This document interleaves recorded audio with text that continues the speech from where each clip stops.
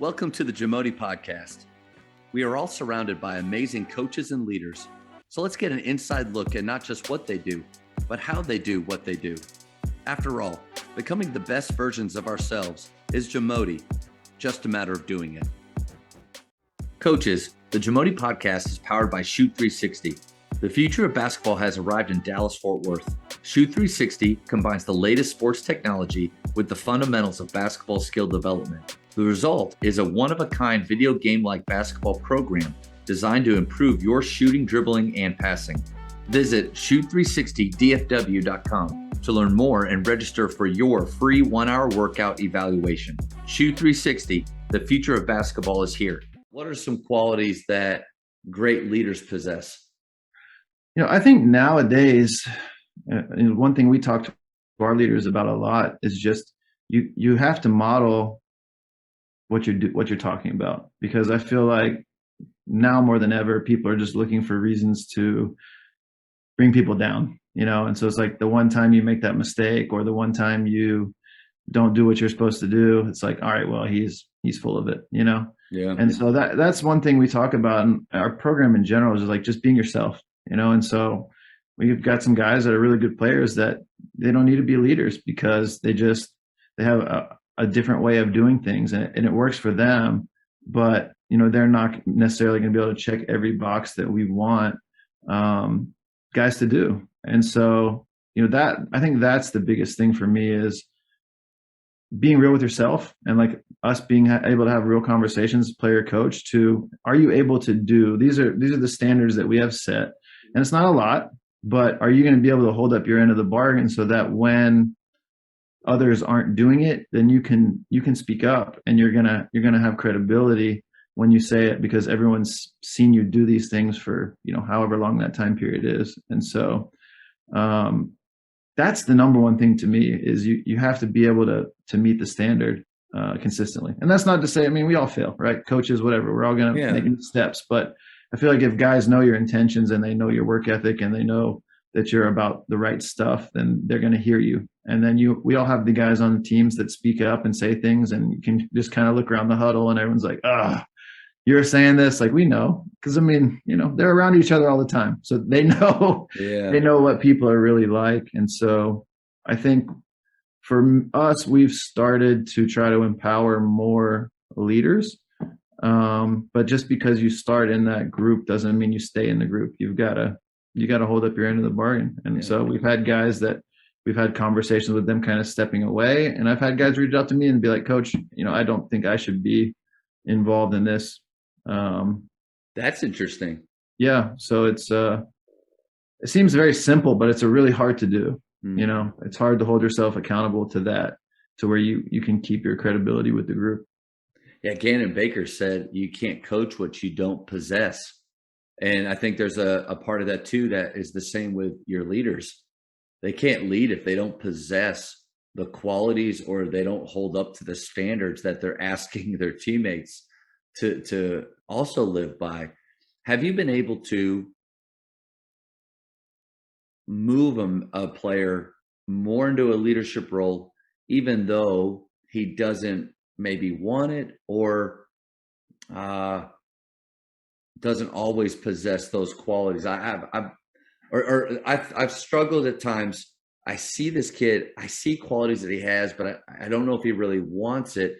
Have you ever been able to enable and help a kid actually fulfill that role, even if he doesn't see it? Yeah, I think so. I've been at multiple different programs kind of starting over, and that's always a unique part of that is trying to figure out who your leaders are going to be when you're taking over and trying to get buy-in in what it is that you're trying to do. And so oftentimes we've had guys that weren't leaders with the previous staff become, even here, our leader that, the last year and will be next year was not that prior. And I think it's confidence and empowering them. A lot of it is, hey, I'm seeing you do this, this, this, and this, which is what we need from a leadership standpoint. You're holding up your end of the bargain here, even though you may not be comfortable speaking out right now. Like I'm going to be able to use you as an example for others when we're having conversations of what they should be doing, right? Which that's leadership in itself. And so what I've seen is as you kind of give them that confidence that they're doing what they're supposed to do, they start to take more ownership of the group. Like, okay, well, yeah, I am. I'm doing what I'm supposed to be doing, and why aren't these other guys doing what they're supposed to be doing? And then just kind of encouraging them to have those conversations. And it might not be with everyone, because everyone doesn't take things the same way, but a lot of it is like, hey, can you talk to John about taking the weight room more seriously? You and John are friends, you hang out all the time. Like, can you facilitate that conversation? Like starting there, and then it just kind of seems to grow. So I don't think you can necessarily force a leader to just, if I'm an introvert, to be the guy that's, speaking at the end of practice every day and telling everyone what to do. Right. Yeah. But they can still have those one-off conversations and can still be a guy that we can point to, like, okay, well, if you're trying to mirror someone, mirror him. So I do think it's I've seen it happen, and it's fun to see the confidence grow in guys as they just kind of step into it and become more comfortable with it, if that makes sense. Yeah, that's a really good point. Do you remember Terrence Thomas? Yeah, absolutely. Yeah. So Terrence, our junior year at Baylor, was pretty rough, and him and Dave Bliss just did not get along. And I would just kind of say, if there was one player that was in the doghouse the most that season, it'd be him. Well, everything happens that summer. We only have 6 players the next year, and Scott Drew comes in, and Terrence just transforms to the best leader we had, the most consistent captain, all smiles, all energy. And I think you kind of alluded to it. Sometimes you have guys from another program that were feeling a certain way, acting a certain way, but then when they're given opportunity, and when that opportunity meets the right culture, then they can flourish. And I just saw that in Terrence. And it seems like you've had that ability to create that for some players as well. Yeah. I think it's a lot of conversation, right, about what it actually looks like. And I think that is probably in most things where there's not an understanding of what it actually is, people are hesitant to take it on. But if it's like, okay, well, these are just a few things that I expect from you if you're going to be considered a leader. Oh, I can do that, and then it's empowering. Yeah. That you set those expectations for them, but then also, like, I was trying to think of, I've always thought, why was Terrence so miserable? Value.